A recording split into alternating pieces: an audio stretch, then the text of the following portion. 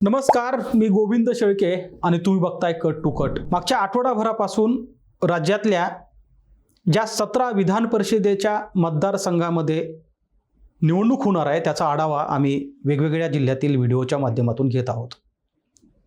अनेक जिल्ह्याचं चित्र इतकं स्पष्ट आहे की त्या मतदारसंघातून कोणत्या पक्षाचा आमदार होणार हे आत्ताच सांगणं शक्य आहे, कारण आपल्याला माहित आहे की यात मतदाराचा जो काही आकडा आहे तो फार मर्यादित असतो आणि ते मतदार नेमकं कोणत्या पक्षाकडे आहेत हे आपल्याला एकदा कळलं की त्याच पक्षाचा आमदार इथे निवडून येऊ शकतं असं अगदी सहज गणित मांडता येईल।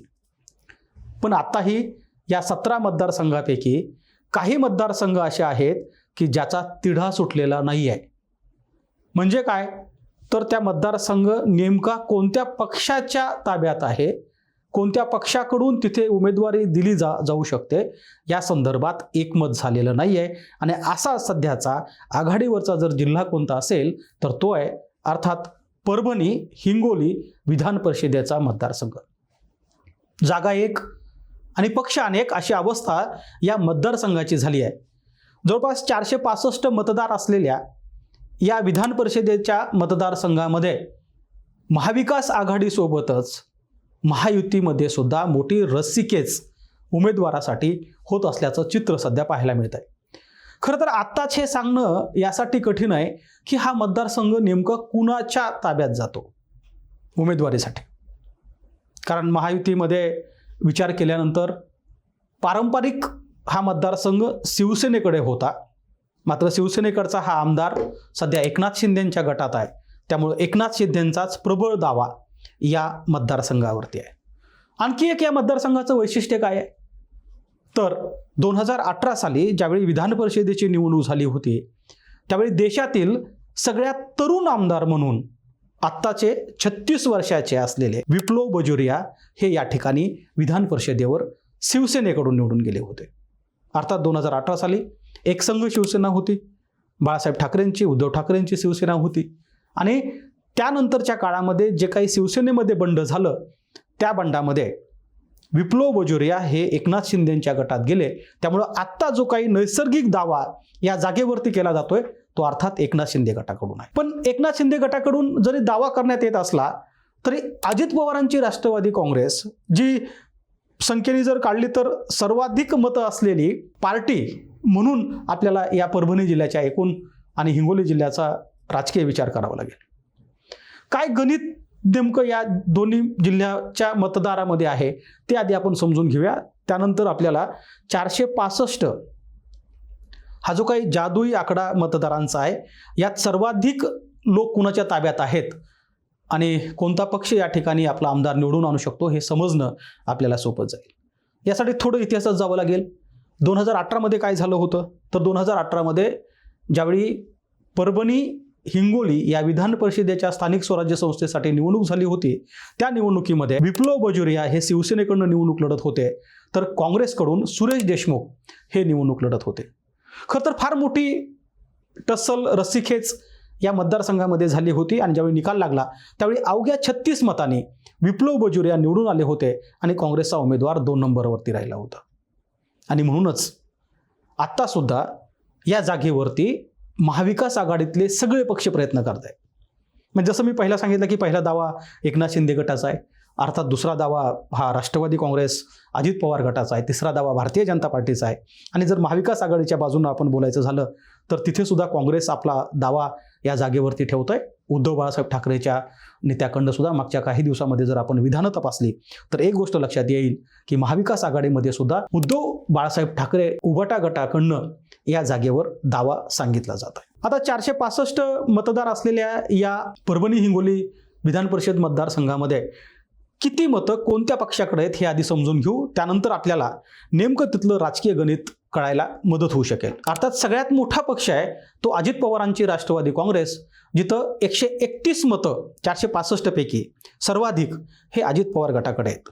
दुसरा जो दावा या मतदारसंघावरती केला जातो तो अर्थात भारतीय जनता पार्टीचा आहे आणि अजित पवारांच्या राष्ट्रवादी काँग्रेस खालोखाल जो दुसरा नंबर लागतो तो भारतीय जनता पार्टीचा आणि भारतीय जनता पार्टीकडे तब्बल 99 मतदार 465 पैकी आहे. अर्थात महायुतीमध्ये तिसरा नंबर लागतो तो शिवसेना एकनाथ शिंदे यांच्या गटाचा आणि एकनाथ शिंदेंच्या शिवसेनेकडे 77 मतदार आहेत. म्हणजे हे समजून घेतलं पाहिजे खरं तर की आपण विप्लव बोजुरिया यांचा दावा मान्य करतोय उमेदवारीसाठी, त्यावेळी एकनाथ शिंदे यांची शिवसेना मात्र त्या मतदारसंघामध्ये तिसऱ्या नंबरला फेकली गेली आहे. 2018 साली याच ठिकाणी शिवसेनेची इतकी मोठी ताकद होती की त्यांनी स्वतःचा विधान परिषदेवरती आमदार बनवला होता. आता मात्र अजित पवारांची राष्ट्रवादी 465 पैकी 131 मतं सोबत ठेवून आहे, भारतीय जनता पार्टी तब्बल 99 मतं सोबत ठेवून आहे, तर एकनाथ शिंदेची शिवसेना मात्र अवघ्या 77 मतावरती आहे. तरीसुद्धा विप्लव बोजुरिया हे दुसऱ्यांदा या ठिकाणी नशीब आजमावतील अशी चर्चा आहे. अर्थात विप्लव बोजुरिया हे मूळचे परभणीचे नाहीत, विप्लव बोजुरिया हे मूळचे हिंगोलीचे पण नाही आहेत, ते अकोल्याचे आहेत. आणि अकोल्यामध्ये विप्लव बोजुरिया यांचे वडील गोपीकिशन बोजुरिया जे यापूर्वी विधान परिषदेचे सदस्य राहिले आहेत शिवसेनेकडून, त्यांचे हे सुपुत्र आहेत. आणि त्या काळामध्ये आयात उमेदवार देऊन शिवसेनेने इथून विधान परिषदेचा आमदार बनवला होता. आताची परिस्थिती अशी आहे की या मतदारसंघामध्ये आम्हाला बाहेरचा उमेदवार नको अशी चर्चा मागच्या काही दिवसापासून सुरू झाली आहे.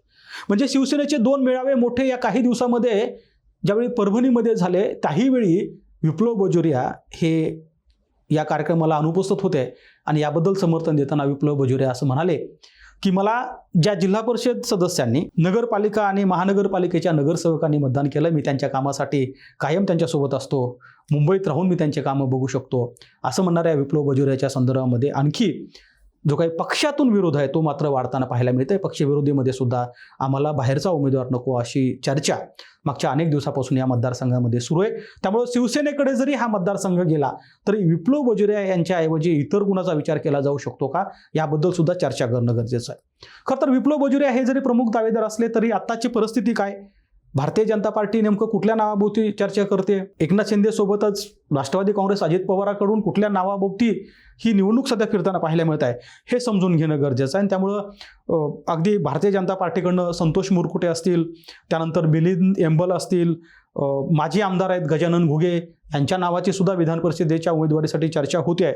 अजित पवार गटाकडनं विजय भांबळे जे आपल्याला माहिती आहे की यापूर्वी आमदार राहिलेले आहेत, माजी आमदार विजय भांबरे आणि त्यानंतर सुरेश नागरे, या 2 नावाची खूप मोठी चर्चा सध्या परभणी जिल्ह्याच्या राजकारणामध्ये होताना पाहायला मिळते. आणि शिंदे सेनेमध्ये जसं मी पहिल्यांदाच म्हणालो की विप्लव बोजुरिया यांच्यासोबतच राम कदम असतील, आनंद भरोसे असतील, त्यांच्यासोबत सईद खान यांच्या नावाची सुद्धा मोठी चर्चा होते. खरं तर राजकीय गणित काय सांगतं परभणी जिल्ह्याचं, हिंगोली जिल्ह्याचं, हे समजून घेत असताना राज्यामध्ये ज्या काही 27 महानगरपालिकेच्या निवडणुका झाल्या होत्या त्याचं निवडणूक काय झाली होती आणि त्या निवडणुकीमध्ये राज्यात 2 महानगरपालिका ह्या महाविकास आघाडीकडे गेल्या होत्या. त्यातली एक म्हणजे परभणीची, जिथे उद्धव बाळासाहेब ठाकरे गटाचाच महापौर झाला आणि त्यासोबत काँग्रेसचा उपमहापौर. आणि अशी परिस्थिती असताना राज्यात जिथे पुण्या मुंबईसारख्या मोठ्या महानगरपालिका ज्या भारतीय जनता पार्टीच्या ताब्यात गेल्या होत्या त्यांच्या विरोधी कौल हा परभणी महानगरपालिकेमध्ये आपल्याला पाहायला मिळाला होता. असं जरी झालं असलं तरी महानगरपालिकेनंतर जी काही जिल्हा परिषदेची निवडणूक झाली त्या निवडणुकीमध्ये मात्र भारतीय जनता पार्टीने या ठिकाणी सर्वाधिक सदस्य निवडून आणले. आणि आजची परिस्थिती अशी आहे की महानगरपालिका ही महाविकास आघाडीच्या ताब्यात आहे, तर परभणी जिल्हा परिषद ही मात्र भारतीय जनता पार्टीच्या ताब्यात आहे. अर्थात मेघना बोर्डीकर ह्या मागच्या अनेक दिवसापासून या ठिकाणी भारतीय जनता पार्टीचा चेहरा म्हणून काम करतायत. बंडू जाधव यांच्या संदर्भामध्ये खूप मोठी चर्चा मागच्या अनेक दिवसापासून आपल्याला पाहायला मिळते. संजय जाधव ज्यांचं नाव आहे, जे खासदार म्हणून मागच्या अनेक वर्षापासून परभणीचं नेतृत्व शिवसेनेकडून करतायत, मात्र ते एकनाथ शिंदेच्या जवळ आहेत का, एकनाथ शिंदेच्या पार्टीच्या जवळ आहेत का, याची चर्चा अनेक दिवसापासून होते. आणि त्यामुळं केवळ आपण भारतीय जनता पार्टी, राष्ट्रवादी अजित पवारांचा गट आणि शिवसेना शिंदेचा गट यांच्याच संख्याबळ न पाहता महाविकास आघाडीचं संख्याबळ सुद्धा खूप तुल्यबळ आहे असं म्हटलं तर ते चुकीचं ठरणार नाही. कारण मागच्या खेपेला या मतदारसंघामध्ये काँग्रेसच्या सुरेश देशमुखांचा अवघ्या 35 मतांनी पराभव झाला होता. त्याच मतदारसंघामध्ये काँग्रेस 59 मतं त्यांच्यासोबत आहेत. उद्धव बाळासाहेब ठाकरे यांची शिवसेना ज्यांच्याकडे 43 मतं आहेत, यशवंत सेना ज्यांच्याकडे 27 मतं आहेत, त्यासोबत जनसुराज्य जो पक्ष आहे त्याच्याकडे 13 मतं आहेत. म्हणजे उद्धव बाळासाहेब ठाकरे यांची शिवसेना आणि काँग्रेस यांच्या मताची जर आपण बेरीज केली तर जवळपास 100पेक्षाही जास्त मतं हे महाविकास आघाडीकडे याच 2 पक्षाकडे आहेत. त्यामुळे हा जो काही मतदारसंघ तो इतका वाटतो तितका सरळ सोपा नाही. जरी संख्याबळ आज आपल्याला महायुतीचं जास्त दिसत असलं तरी कोण उमेदवार येतं यानंतर मात्र ते रस्सीखेच पाहायला मिळू शकते. आणि त्यामुळं हिंगोली परभणी जिल्ह्याच्या या स्थानिक स्वराज्य संस्थेच्या मतदारसंघामध्ये नवीन चेहरा येऊ शकेल अशी शक्यता जास्त मानली जाते. कारण विप्लव बोजुरिया यांनी मागच्या 5-6 वर्षामध्ये कोणताही वेळ या मतदारसंघात दिला नाही आणि म्हणून अदृश्य आमदार अशी एक त्यांची ओळख या मतदारसंघामध्ये होत असताना पाहायला मिळते. अदृश्य आमदार अशी जी काही चर्चा मागच्या काही दिवसापासून होत होती त्याचं टोक आत्ता गाठलं गेलं आहे आणि म्हणून आत्ता परभणीच्या इतिहासात पहिल्यांदा कुठल्या तरी एका नेत्याच्या विरोधामध्ये आम्हाला बाहेरचा उमेदवार नको अशी चर्चा जोरदार होताना पाहायला मिळते. खरं तर परभणी जिल्ह्याचा इतिहास जर तुम्ही बघितला तर बाहेरून आलेल्या नेत्यांना खूप काही देणारा जिल्हा जर कोणता असेल तर तो परभणी जिल्हा म्हणून आपण त्याचं नाव घेऊ शकतो. कारण सीताराम घनदाट तुम्ही नाव ऐकलं असेल, घनदाट मामा म्हणून जे नावाने प्रसिद्ध होते, खरं तर ते मूळचे नगर जिल्ह्याचे होते. मात्र मुंबईमध्ये ज्यांचं मोठं साम्राज्य उभं आहे, अभुदय बँकसारखी बँकेचे ते चेअरमन होते आणि ते घनदाट मामासुद्धा गंगाखेडमधून अनेक वेळा आमदार म्हणून निवडून आले. त्यानंतर अगदी सुरेश देशमुखांचा विचार केला तर ते बाजूच्या लातूर जिल्ह्याचे आहेत. तुकाराम रेंगेंचा विचार केला तर ते घनसांगवी आणि अंबड जालना जिल्ह्याचे होते. त्यामुळे बाहेर जिल्ह्यातून गेलेल्या नेत्यांना मोठं करणारा जिल्हा म्हणून परभणी जिल्ह्याच्या राजकारणाची ओळख आहे.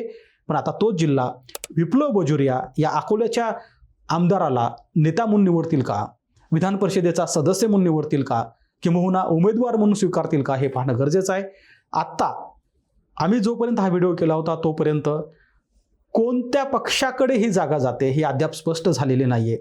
राज्यामध्ये रस्सीखेच उमेदवारीवरून मोठ्या प्रमाणात सुरू असताना परभणी हिंगोली या मतदारसंघासंदर्भात मात्र अद्याप महायुतीकडनं हे स्पष्ट झालेलं नाही.